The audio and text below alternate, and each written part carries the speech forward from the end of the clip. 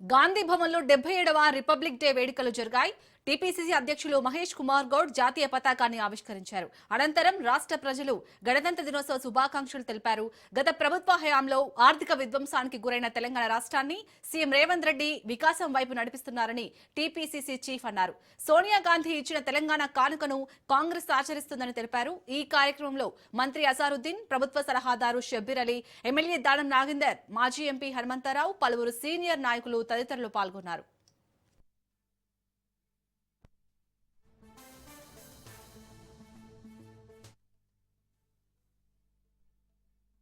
2014లో స్వాతంత్ర ఉద్యమంలో ఏమాటి అవకాశం తీసుకున్నటువంటి పెద్దలు, పాల్గొన్నటువంటి పెద్దలు ఈ దేశంలో అధికారంలోకి వచ్చినారు.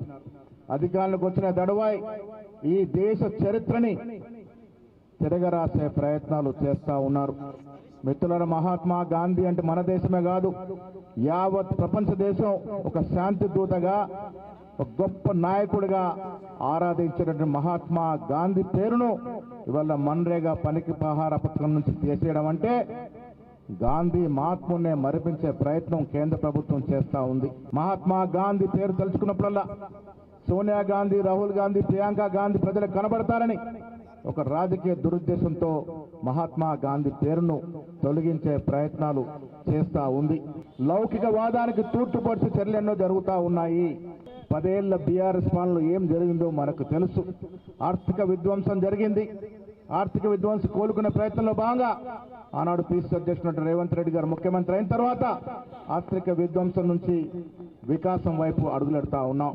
2023 డిసెంబర్ 7కు ముందు ఇచ్చినటువంటి వాగ్దానాలు, 6 గ్యారంటీలు, ముఖ్య అంశాలన్నీ తీరుస్తూ ముందుకు పోతా ఉన్నాం.